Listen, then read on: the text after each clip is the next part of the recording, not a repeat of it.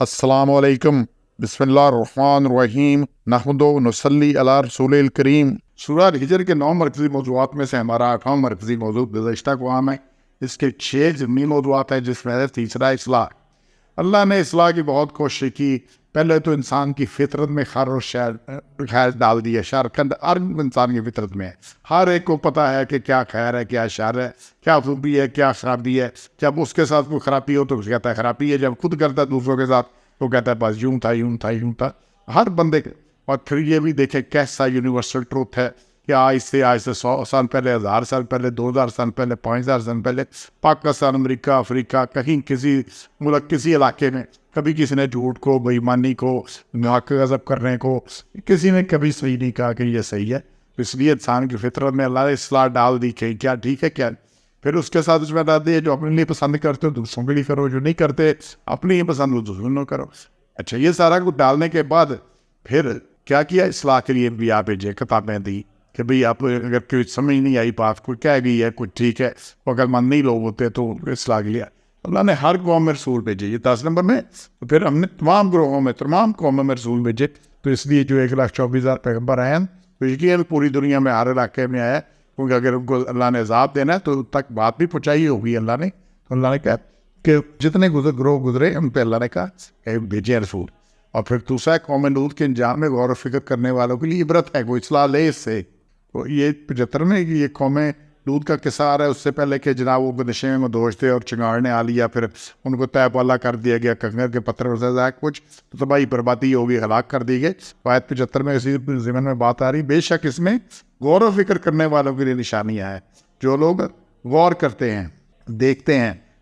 للمتوسمین، تو وسم کہتے ہیں نشان کو، کوئی جو علامت کو، تو اصل بات کو جاننے کے لیے پہچان لینے والے عقل مند فراست والے لوگ تو ایک کسی نشانی سے، کسی قرائن سے اصل بات تک پہنچ جاتے ہیں۔ جیسے کھوجی لوگ ہوتے تھے تو نشانیاں دیکھ کر، کھرا دیکھ کر وہ پہنچ جاتے تھے اس چیز کے لیے۔ تو اللہ کہتا ہے کہ جو دیکھنے والے ہیں، جو سمجھنے والے ہیں، ان کے لیے اس میں نشانیاں ہیں، اور نشانیاں دیکھیں، عبرت لے، اصلاح کریں۔ چوتھا موضوع ہے جس کے بعد اصحاب الایکہ، قوم شعیب تھی، ان کے بارے میں آیا ہے۔ اس میں نہیں ان کا ذکر آ رہا ہے قوم شعیب کا۔ آیت 78 میں یہ ظالم لوگ تھے، 78 میں اللہ نے کلیئر کیا ان کان اصحاب الایکہ لظالمین، تو یہ ظالم لوگ ہیں۔ تو ایکا بن والے، جنگل والے، تو یہ لوگ، یہ قوم درختوں کے جنگل کے پاس رہتے تھے، بڑا گھنا جنگل تھا، اسی لیے انہیں اصحاب الایکہ کہا گیا ہے، بن والے، جنگل والے۔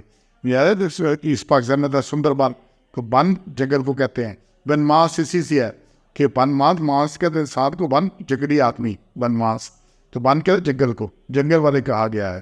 تو حضرت شعیب علیہ السلام انہیں کی طرح مبعوث ہوئے، تو یہ ظالم لوگ تھے، ظلم کرتے تھے، خرابیاں کرتے تھے، تو ان سے ظالم کا بدلہ لیا گیا۔ یہ آگے 79 نمبر آیت میں ہے کہ ہم نے پھر بدلہ لیا، نہیں انتقام لیا۔ کیا کیا؟ انتقام لیا۔ تو جب اللہ انتقام لینے پہ آئے تو پھر کیا سلسلہ ہوگا؟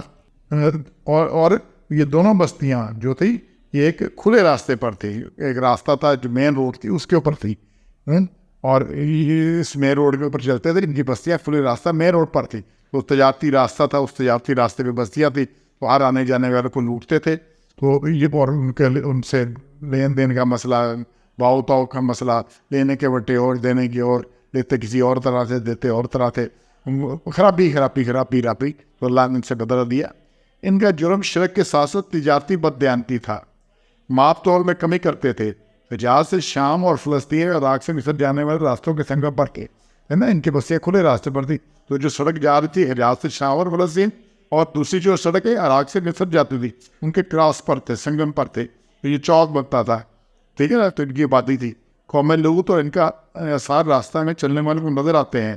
تو جب یہ لوگ جاتے تھے حجاز سے، لوگ شام و فلسطین کو، ان علاقوں کو، اس عراق سے جو جاتے تھے مصر، ان کو راستے میں جیسے وہ قوم لوط کا وہ ڈیڈ سی نظر آتا ہے، بحر مردار، اسی طرح ان کے بھی اثار نظر آتے تھے کہ کیا ہوا ان کے ساتھ۔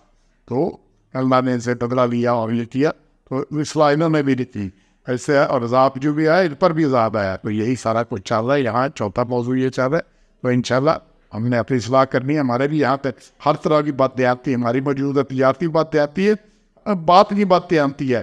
گھر میں ہم دیکھتے ہیں بیٹی کے ساتھ اور سلسلہ، بہو کے ساتھ اور سلسلہ ہے، بیٹے کے ساتھ اور ہے، داماد کے ساتھ اور ہے۔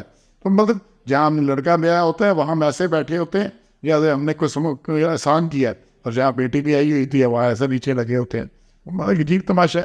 تو اس لیے ہر جگہ پہ کیمرے میں دیکھتے ہیں، یہ نہیں دیکھتے بات کس نے کی ہے، دیکھتے ہیں کون کیا بات کی ہے، یہ نہیں دیکھتے کس نے بات کی ہے، اس کے مطابق فیصلہ کرتے ہیں. ہر جگہ جلدی، ہر جگہ باتیں آتی. یہی بات تو ان کی کمی ہے. ضروری نہیں کہ کوئی دودھ میں پانی ملائے یا کام دے وہ ہے. تو بات میں بھی فرق کرنا کہ حق کو حق نہ کہنا، نہ حق کو کہنا بندہ دیکھ کے، تو یہ بھی زیادتی ہے. انشاءاللہ ہم نے بچنا ہے. سبحان ربک رب العزت عما یصفون وسلام علی المرسلین والحمد للہ رب العالمین.